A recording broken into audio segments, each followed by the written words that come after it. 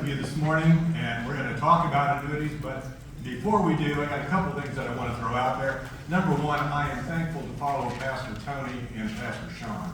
As many of you know, I'm a pastor as well, and 25 hours from now, each one of us is going to be standing in the pulpit singing praises of Jesus Christ. I tell my kids this. I've got 4 grown kids now. I told them the 2 most important things in life is number 1 is your relationship with Jesus Christ, because that's eternity. The second most important thing is what you tell yourself about yourself. Now, self-taught is amazing, and it can be amazingly good or amazingly bad. So let's focus on being amazingly good. And the one great thing about being here at Level Up is you get to learn things that help you be better and help you have better self-talk. So anyway, that's the one thing I wanted to get out of the way. The other thing is I wanted to pull back the curtain a little bit on what happens at the home office. Okay, so we go to the home office and, we get these meetings, we're sitting around a conference table, and Ron, who's famous for throwing out great questions, to the group, asked, so what makes you successful at your job? And he points to the first question at Vince, and Vince goes, well, I think it's because I love people. Yeah. Well, Phil looks at Vince and goes, you obviously haven't worked with enough of them yet. So then we asked Phil, what makes you successful? And he goes, good judgment. He goes, how do you get good judgment? He goes, experience. Well, how do you get experience? He goes, poor judgment. Yeah. So somebody points at me and goes, Jerry, what makes you successful? And I said, good judgment. Yeah. So just to get that right out. Anyway, I started off in the securities industry in 1994. I was an Edward Jones rep, and I worked there for a year and a half, and then I went to work for a regional bank, which is now part of U.S. Bank. And a young man would call on me and say, you need to sell fixed annuities. And I said, I'm a securities guy. I do stocks, bonds, mutual funds, all that stuff. That's me. And he goes, well, you ought to just try.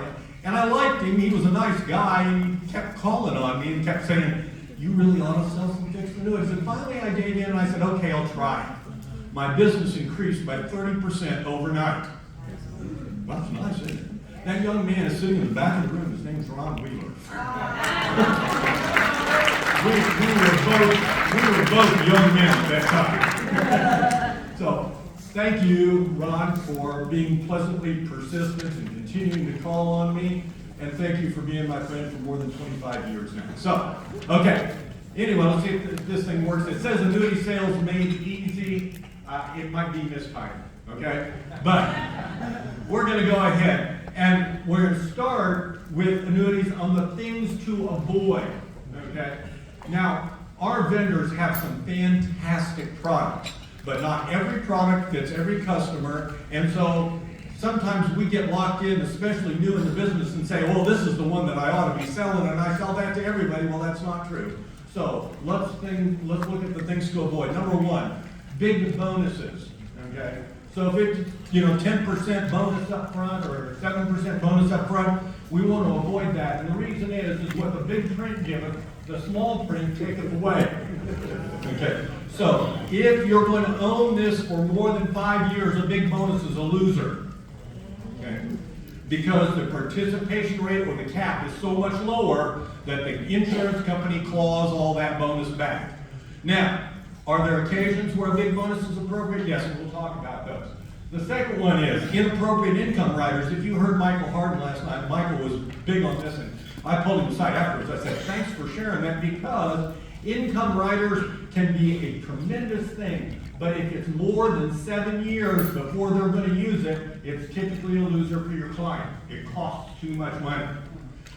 Number 3, putting all your eggs in one basket. And you know what? I'm going to tell you this right now. Every mistake that you will ever make, I have already made.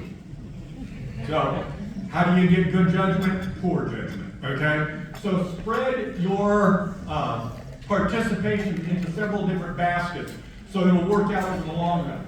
Unrealistic expectations. How many of you ran illustrations a couple of years ago and it was showing 16% return? Okay, never show a client that, okay? They'll get unrealistic expectations, and when they only get 8, they are disappointed, although 8 is a great return. Yeah. So let's not set expectations too high. Set them realistic. And then, problems with qualified money versus non-qualified money. How many of you know the difference between the two? About half the crowd, okay? So qualified money is where most of our business is, but non-qualified money is important too. It makes a very viable piece in a retirement plan. But we'll talk about the differences between them. So let's go big bonuses. They should only be used in what I call terminal cases. I've sold one big bonus product in my entire career. It was an 8% bonus up front. The client told me, he goes, I will not live more than 2 years. Okay, that was 4 years ago. He's still alive today. But when you have somebody who is terminal and they know that they are, a bonus up front can make a lot of sense because they're going to capture that and it won't be taken back on death, okay? So that's when it can make sense. Usually if the client believes that they have less than 3 years to live, that's when it's appropriate, and it will guarantee that they're going to get a competitive return then in that time frame. Inappropriate income riders. Income situations where the payouts start more than 7 years away. It's typically 1 to 1.25% per year for that income rider. That's the cost. If it's 10 years, that's more than 15% of the value of the policy will be given up to the cost of an income rider. 15%. That's a lot of money. Yeah. So let's not use it. It eliminates the opportunity to move, too. And what I mean by that, let's say you're 10 years down the road, your policy has an income rider on it, and it chops 15% of the value out of the policy. And you find the next greatest and most wonderful thing that has hit the market. You cannot move that policy. The acquiring carrier will not take it because that income rider is so much bigger than the base value. You have just locked your client into that. You have locked yourself out of an opportunity to help your client more. So if it's 10 years or more before they anticipate retirement, do not use an income rider. But if it's 7 years or less, show them. Okay? Because over 7 years, that difference isn't so big, and they may want that income guarantee a lot more than they want accumulation value. They can see retirement in the future. It's not that far away. They can dream on it a little bit, and cash flow is extremely important. I tell my clients when I sit down with them, I said, my job is to help you build as big a pile of money as I possibly can safely. Is that what you want to? Oh yeah, that's what I want. Okay. We will make an income decision when it's time for income. How does that sound? And they go, oh, okay. Yeah. So we're going to build a big pile of money. So it's better to make income decisions when income is needed, not 10 years ahead of time. Putting all your eggs in one basket. We've got a lot of different options. There's multiple indexes, many of them very good. You know, I sit around and play with illustrations just so I understand what different indexes do and how they perform. Okay? You have 1-year crediting and 2-year crediting in most of your accounts right now. Here's one of the strategies that I typically use. I'll pick 4 different index crediting systems. Okay? 2 of them will be 1 year. 2 of them will be 2 year. And then at the 1-year anniversary, when you get that beautiful letter that says, time to reallocate, I switch all the 1 years into 2 years. And so what I have is half of the portfolio is always coming due every year, and it evens out the performance. You cannot illustrate, okay? There is no way that the system will allow you to switch 1 year into 2 years, but it will even it out and it will increase your participation rate, which is the big thing. So that's how you don't put all your eggs in one basket. You put it into 4 baskets, and then you have everything coming due in half of everything coming due in 1 year. Does that make sense? If you need my help on that, I'm more than happy to sit down and work with you on it. Okay? And we have several people in here to tell you that I've told them this and it's turned out to be true. Okay? when you start doing annuities, you will need me. Okay? You'll need me for 4 or 5 annuities. After that, you don't need me again. Well, except once a year when you come across something weird. You know, yeah, Polly and I always up here testifying to that. Once a year when you come across something weird. Yeah. So, I have several other reps that I've helped over the years, and the same thing is always true. 4 or 5 annuities. They've got to ask me questions. Okay, is this qualified? Is this non-qualified? How does this work? What box should I check? How should I talk to the carrier? Yeah, because you need to know how to do that too. Okay. And I've got answers for it. Once in a great while, I don't know. It's just true. Some of you come across some things that are weird enough, I don't know. Okay. But that hasn't happened very often. But I will tell you, I will walk you through the situation, I'll tell you how to talk to the carrier, I'll tell you all of those steps, and it's okay. Don't worry that you're bothering me. Okay? And I work from home. Don't worry that you're bothering my family. My wife really likes the job that I do and how I get paid. You know, so she goes, take the phone calls. You know, yeah, there's no problems with it. So call me, and I'll throw my phone number out because I don't think I got it on the slides today. But let's put that out there. All right, next. You're welcome. Unrealistic expectations.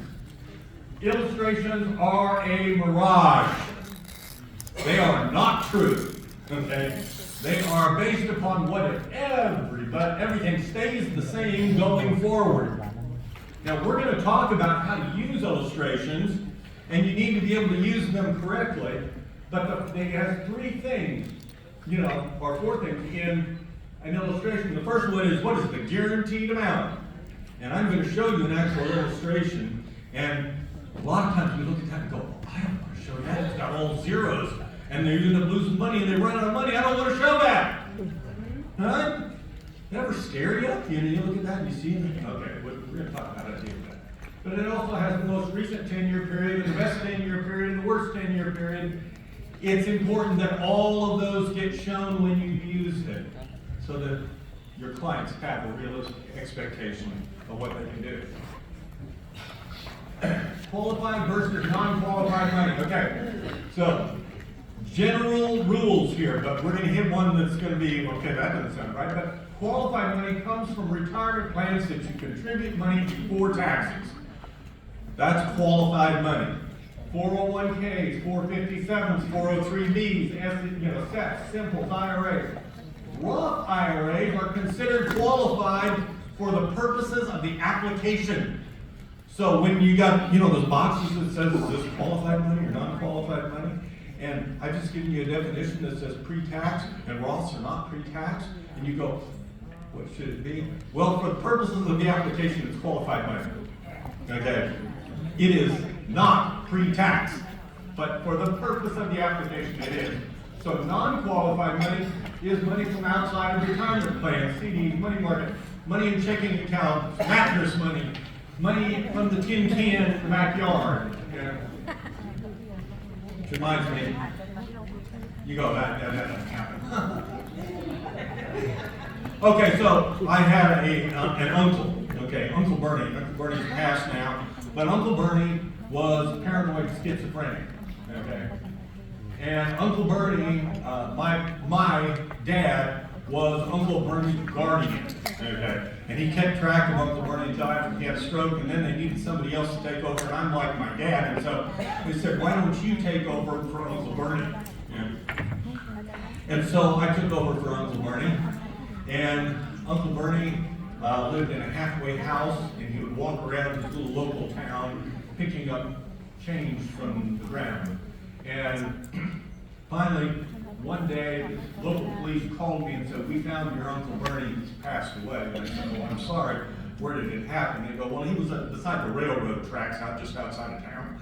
And I said, that's sad. I said, and he had quite a bit of money on him. They go, what qualifies as quite a bit of money? And they go, oh, $400 or $500. I go, okay, that's not too bad. He was carrying cash with him. Okay. So I go down and I clean out Uncle Bernie's stuff. He saved every receipt for 15 years. Okay. In little plastic bags, each month tied up. And so I went through and started calculating it. I've gone, he had $400 to $600 every month that wasn't accounted for. I knew how much was coming in. So I went through all of his old coats and see if money was stuffed in the old coats. No. I went through his whole room and dug out everything I could to see if there was anything there. No, couldn't find it. I never found it. I think it was buried in a coffee pot in the backyard. So, it happens. Your clients do it, you know, and that is non-qualified money, all right? So that's how we keep track of it. So money in checking accounts, money market accounts, not in a retirement plan already. So qualified money is taxed upon removal from the plan. It can be moved into an IRA without incurring taxes. So that is called a rollover. When it comes out of a qualified plan and it goes into an IRA, that's a rollover. Okay? A transfer is when it goes from an IRA to an IRA. Does that make sense? This is important. So when you talk to the carriers, you're using the correct language. You say, I have a rollover that's coming from the 457 plan, it's going into an IRA, they know exactly what that is. But if you say, I've got money that's in an IRA and it's going to another IRA, that's a transfer, it's not a rollover. So make sure that your language is correct, because your internals and your people on the new business desk, they use the correct language. You need to too. When removed from the IRA or retirement plan, it is taxed at the marginal tax rate. What does that mean? That means if you're in the 25% tax bracket and you take money out of an IRA, that money's going to get taxed at the 25% tax rate. If it's before the age of 59 and a half, it's going to get a 10% penalty on top of it. Okay. Are there ways around that? Yes, there are. You need to know what they are. I'm not going to go into detail right now, but understand that things like a 72T is one way to get around it. One way. Okay, not the only. But it's important to know your rules. Your customers do not. They think that that's money that they can just use. Okay? Not realizing the marginal tax rate that they're going to be taxed at, nor do they recognize that they're going to get a 10% penalty if it's before 59 and a half, and they'll just go pull the money out, and then come April of next year, they'll be shocked at how much they will be taxed. So, there are exceptions for certain events like disability, systematic withdrawals, or other specific cases, such as first-time home buyers. And this last line is really important. Consult a tax attorney for these items. You know, you can give general information. You go, there are some exceptions to the 59 and a half rule, but I am not a tax attorney. Make sure you contact one before you take a big distribution. Okay, because there are penalties. All right. Non-qualified money grows tax deferred, just like it does in a 401k or an IRA, but it's only taxed when the money is withdrawn from the annuity, and then it's taxed at the owner's current marginal rate. During withdrawal, interest is always considered first and principal next, and the 59.5 rule still applies, but the 72 rule does not. They do not have to take the money out in the year that they turn 72. It continues to grow. So, for example, Bob buys an annuity for $100,000. In 2 years, the value has grown to $106,000. Bob's 65 years old, and now he needs $10,000 for unexpected expenses. Since he has 10% free withdrawals, he withdraws $10,000. Okay? No penalty from the company for doing that. Here's the taxable event.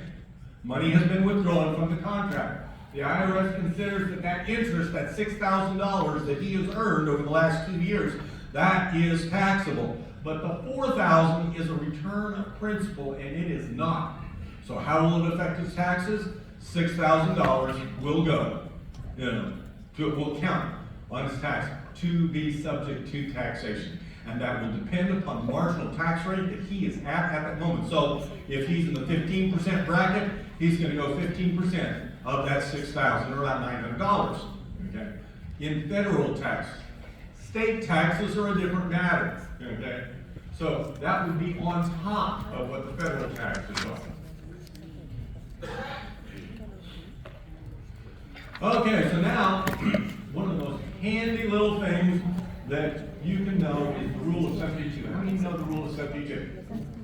Most of you, good. I consider it the ultimate back of the napkin type calculator. Now, if you've tried presenting annuities, some of you have used the illustration to try to present an annuity. Okay? That's not bad, it's just not right. It's not right on your first presentation. Your first presentation, you should not use an illustration. You should be able to use the rule of 72, on the back of the napkin, and if you can't do it in your head, do it in the back of the napkin. So let's talk about what the rule of 72 is and how to use it. So to find out how long it takes your money to double, divide the number by 72 by the interest rate. So 72 divided by 12%. If you got 12%, 6 years and your money would double.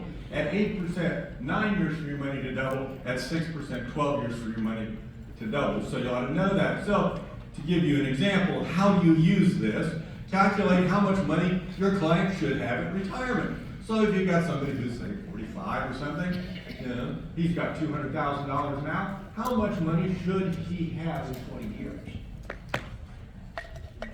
Any ideas?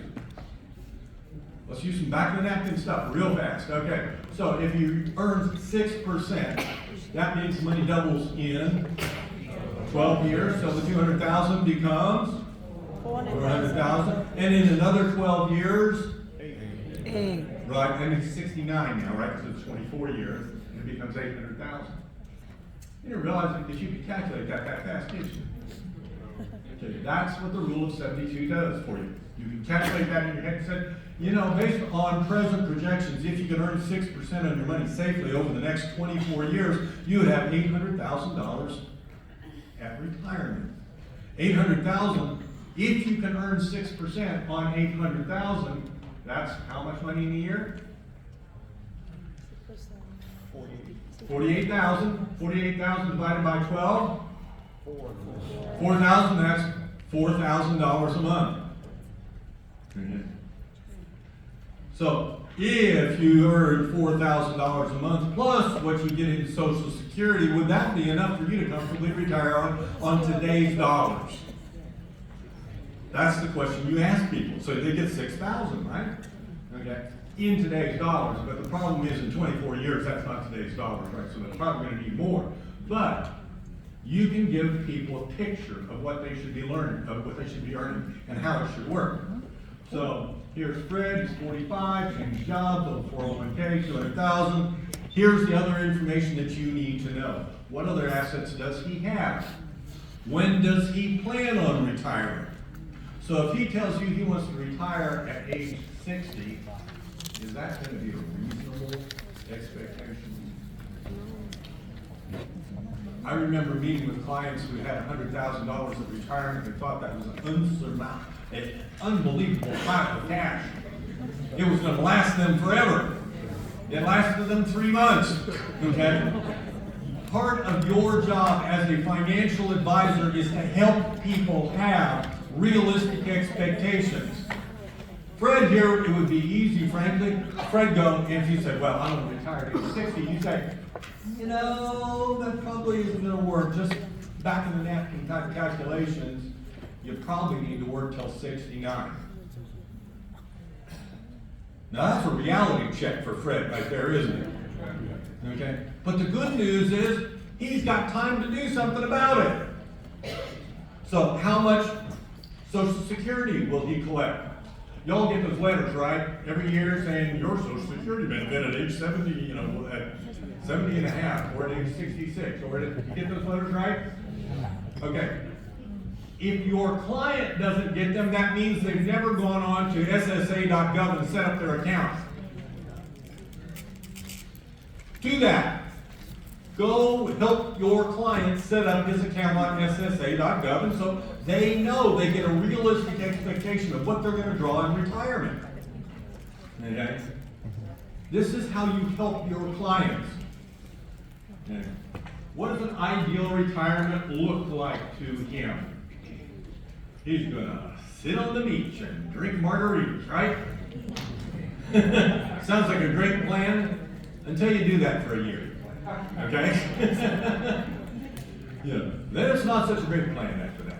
Then you gotta go back to work. Because you either run out of money or you get bored. Okay? Retirement, you need to be doing something in retirement. I mean, it's just a fact. Okay?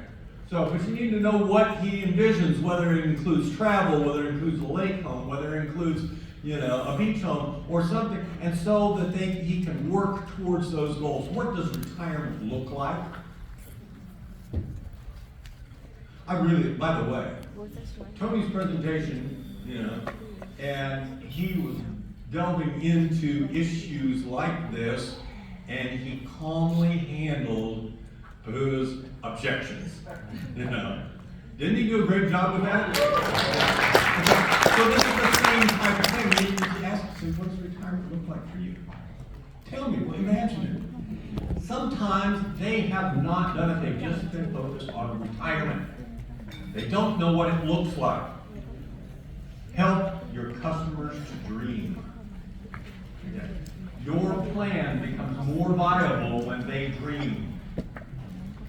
They become more tied to you when they dream. Ask them to dream a little bit. All right, so I'm going to go through a couple of illustrations here. The first one is the Versa Choice Pen. I really like this product. It is an accumulation product. Okay? It will grow, and that's what you want to do. This is for people who 7 years or more till retirement. There is no income rider on it.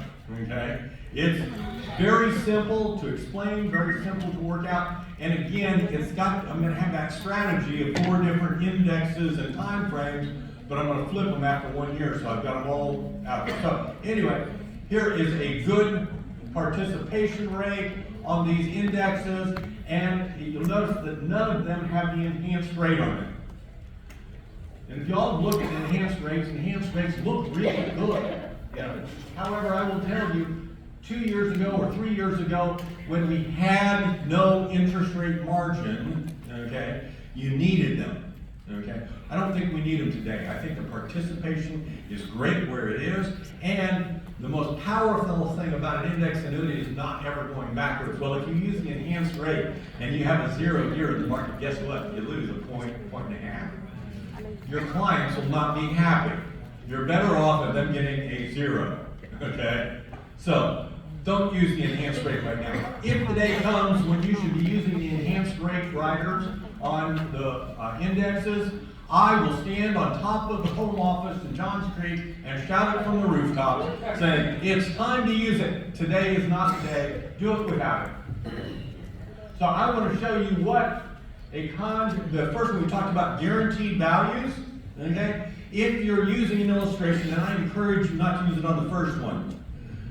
This is great to come back to, and I don't have it in the slides, but let me talk about that for just a second. Because you come back to it when you can't close on the first try. The first try, you say, at age 69, you're going to have about $800,000, and you're going to be able to draw $4,000 a month. Is that enough? Let's start the paperwork.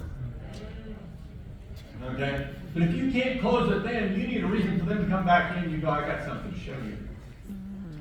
Why don't you come back in so we can sit down and go through an idea? And they'll go, okay, so now you can use the illustration. The first part of an illustration always has the guaranteed amount. What's guaranteed? Nothing. Nothing is guaranteed. Your returns aren't guaranteed. However, you can look at this and say, over 20 years, imagine the stock market being negative for 20 consecutive years. You go, how realistic is that? Well, I don't know. And they don't. Do you know the S&P has never been negative more than 2 years in a row? Never. Okay. So, worst case scenario would be negative 2 years, but I got to show you this, and you should lead with this. This should be the first thing you do so that you never have to deal with it again. Okay? So you look at this, go, okay, so 200,000, the stock market never performed, but over 20 years, you've got a minimum guaranteed surrender value, and it still would grow to $316,000. because that's the minimum guaranteed surrender value. Say, but this is unrealistic because the market won't go negative for 20 years in a row. And then you can move on. You never have to deal with this page. And if you ignore this page and they hold the illustration, that's the first thing they're going to look at when you're gone. And they'll focus in on it and it will be ugly. So don't do it. Okay. So here's the non-guaranteed. Annual effective rate of 7.67. Look what that grows to. 200,000 grows to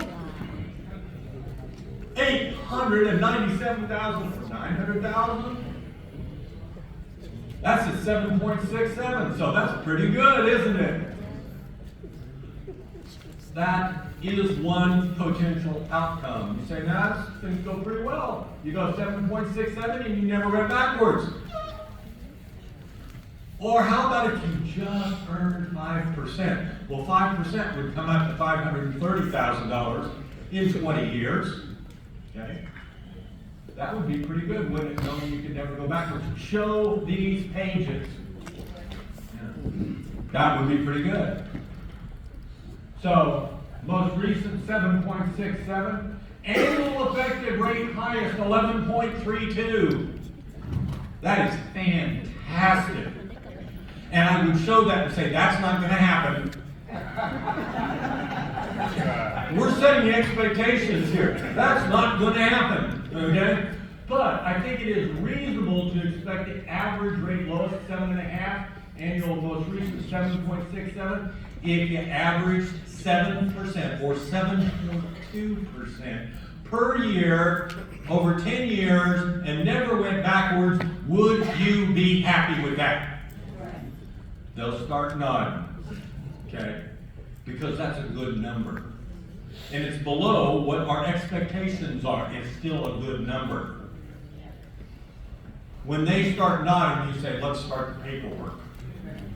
Okay. Closing, by the way, closing is not twisting somebody's arm and getting them to do something they don't want to do. Closing is nothing more than asking somebody to make a decision that they know they need to make, but left to their own devices, they will not do it. They will sit and they will procrastinate, and if you don't ask for the business, eventually they'll go, let me just think about it. You're done. Okay? They thought too long. Okay?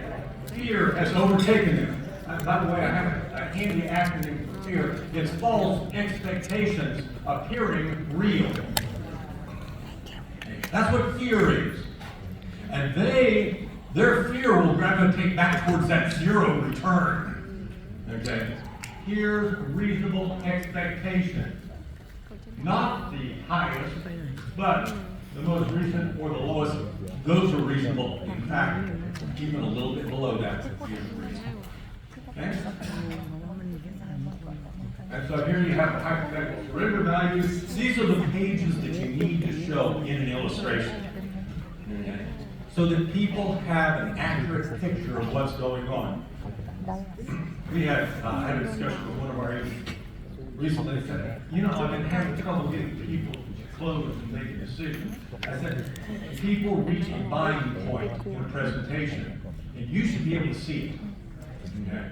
And then the first one, you go, does that sound good? And they go, you said you closed in. And if they don't get them closed in, then your next appointment is this. You've got to raise that buying point back up again. But when you raise it back up and you show them one of these pages and they start nodding their head, you go, let's go ahead and start the paperwork. That's when you close. Okay? Don't wait. Don't wait for people to just say yes. They won't. And when I said, any mistake that you will make, I have made before. I've made that one. I sat there just going, please let them say yes. No, ask. Say, let's start the paperwork. It works. So now we're going to shift and we're going to go to the Income Pay Pro. I love this product too. This is specifically if people have 7 years or less to retire. Okay? Because you can show them something, and in years, let's say they're 5 years to retirement, they're already picturing it. Okay? And you're going to guarantee them the income to pull that off. So, again, we've got 4 different index participations. We're going to do exactly the same thing, and in 1 year we're going to allocate it differently. Look at this, $400,000 in premium. At 5 years, you're going to start with annual withdrawals of right at $40,000 a year. That's pretty good. $40,000 a year. Oh, now, remember, you need to know what their Social Security will be too. Okay. So you're going to paint a picture. You're going to go, is that enough money for you to retire on in your present condition? And if they go, no, guess what? You need to find them more money. What business are you in? Finding them more money. Okay? In a lot of these cases, you've not included your IUL that you sold them for retirement, right? And there's going to be tax-free money coming out of retirement. Now remember, on these, it's qualified money. So if it's qualified money, every bit of it is taxable when it comes out. Okay? So, but you look, even when, here at age 72, 73, there's nothing left in the accumulation value, but they're still pulling $40,000 a year out. Oh, that's a beautiful thing, With the rider over here. Okay, so if you earn 8% on it, the $40,000, but look at 20 years down the road, their $400,000 is still growing to $500,000. See that? Yes. Okay. And that's the annual effective rate of 8%. Now, not going to say it's going to get 8%. I think 7%, frankly, is a reasonable expectation.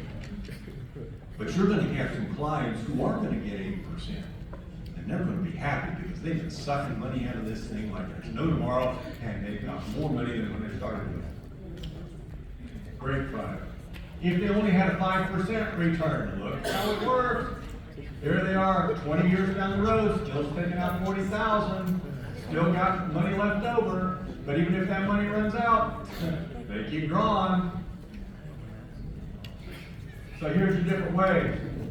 Annual effective most recent 8%, annual effective lowest 6%, annual effective rate highest 10%, and you will show them that and you say you won't get that.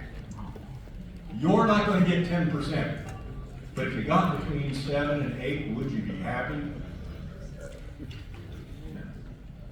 You think that telling somebody that they won't get 10% is a negative? It is not. It is realistic. And when you tell them you're not going to get you're not going to get 10% on this, but if you got 7, would you be happy? And they'll go, yes. And guess what you do? Start the paperwork. You close. You ask for the business. You are helping them by asking them for the business. So projected accumulation values over a 10-year period. This is what you get. That's the end of the basic presentation. Now, I am ready for questions, and none of these questions are pre-programmed. I don't know what you're going to get. Throw some stuff out. We've got 2 minutes. Let's go. Phone number. Oh, yes, phone number 816-699-2998. The only reason I do not answer it is I'm on the phone with somebody else. So leave me a message. I will call you right back. Okay. When you call me back, this is the information you need to have about your client. Number 1, how much money are we talking about? Number 2, how old is your client? Number 3, when do they plan on retiring? And number 4, what other assets do they have? And you can throw complex stuff at me all day long. And I may ask a lot of questions, but, if it's complex, Raymond called me a while back and he said, well, I've got this going on, and here's my client, they did this, they do this, and I go, great. All right, what about this, what about that? We worked on it for an hour and a half on that phone call. Okay. And I said, approach it with this, use this tactic, and some of it's yours. I mean, you know, he loves the, you know, be your own banker concept, okay? I've never done a be your own banker, but I understand it, okay? So I said, use that, do that. I'm good with it, okay? A month later, he called me back and goes, I closed all 4 of those things. Yeah. Now, it's not all in the tank yet, but 2 of them's been closed and funded, 2 more to go. But it doesn't matter how complex it is, I'll help you with it, okay?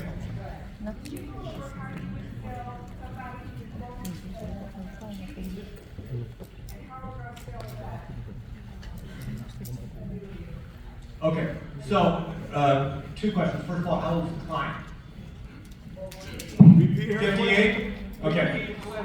So how would we go about selling somebody who's in a CD and an annuity? Okay? So that's how would I approach that? All right. And the important part is how old they are. And I just had this conversation with Michael Harden last night, and you know, he agrees. We're old dogs in the hunt. We've been at it. If somebody's 75 or older, you do not use an index annuity. Period. Okay? They have never seen anything like it. They won't understand it. A confused client never buys. You can still sell them an annuity and use a MIGA, 5-year MIGA. You know, do you get paid as much? No. Will the client buy it? Yes. So you get paid more, okay? Because they buy it. At age 58, you can introduce the concept of an index annuity, okay? But say this is, and let them know upfront, this is going to be a little different than anything that you've ever done, okay? But I want you to remain open-minded, because wouldn't you like to earn 6 or 7% annually on saved money? So set the hook, you know, don't just present product, just, you know, throw out something, you know, you're not ever going to see this before. This is totally new for you. But wouldn't you like to earn 6 or 7% annually and never lose money with your safe money? And they'll go, yeah, I like that idea. Okay, now you're open to present it, okay? So, yeah, I would use the rule of 72 on them real quick and say, by the way, did you know if you average 7.2% of your money over the next 10 years, it'll double? And they go, no, I didn't know that. So your 100,000 in 10 years at 7.2 will become 200,000, and you never go backwards. How does that sound? Well, that sounds pretty good. Great, let's start the paperwork. Close early, close often. Okay. I have a question back here. Yes, sir. Yeah, thank you. Could you expand a little bit more when you spoke about, let's say I have a client, he's 50, he's looking at retiring at 65, got 267,000 rolling over from an old 401k. So you mentioned don't do a GLIR right now, right? Because he's 15 years out. Yeah. So what would you do, and then when it's time for the income, what will we do? That's the question. Great question. So, sounds like you know this guy. Okay. I would say, first of all, I would just start with the rule of 72. Okay? Again, the money doubles after 10 years. Okay? It'll double. 267,000 becomes 534,000 after 10 years, right? And then if you're still averaging 7% a year, then you're going to get about another 30 to 40% on top of that. So call it another 200,000. So you have about 700,000. This is where the back of the napkin stuff comes in handy, that you can throw, you know, you can just make this calculation. So you're going to have about 700,000 if you average 6% withdrawals on that 700,000. That's $42,000 a year, or $3,500 a month, plus your Social Security. Is that enough for you to live comfortably on? And if they go, no, you say, well, then we either need to wait a little longer than 65, or we need to come up with additional sources of income. Which one would you rather do? Additional years? Additional sources of income. You go, okay, so you have an IUL in place for them, and say we've got tax-free income for this, so you know how much money you're going to get from Social Security? Yeah. That's how I approach it. Okay? Would you somehow throw that into an income annuity when it's time for the income? Maybe. We make income decisions when income is needed. Right, that's the part. Yeah, see, so after 10 years, okay, maybe after 10 years, you've gotten up to, $530-some thousand. You're within 5 years of retirement. Now maybe it's time to show an income pay pro, and it's out of surrender, so you can move that. Yeah, and you can set up that income bucket because you're now within 7 years of retirement. Okay, so See? now, when you get within 7, then we look at moving it over to something with the rider. Yeah, possibly. It just depends on where you are. But, like I said, we make income decisions when income is near.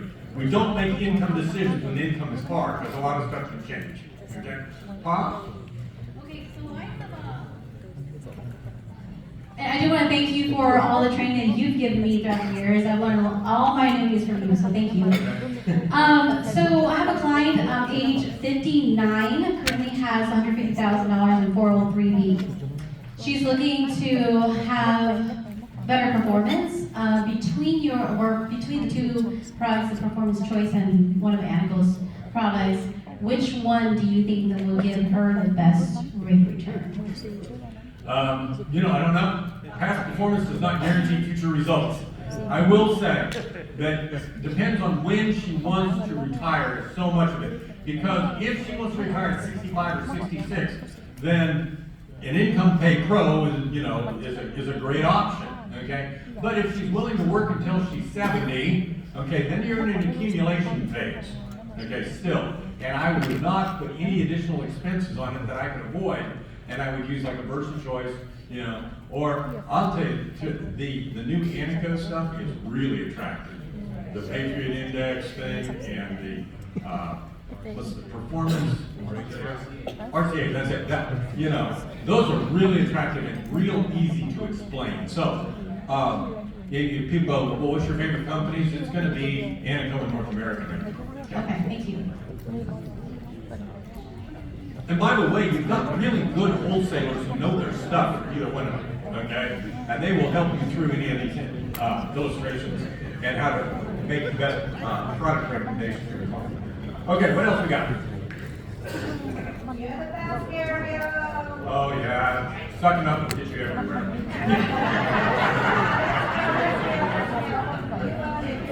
Okay, thank you. Any other questions? Oh, you got one over here.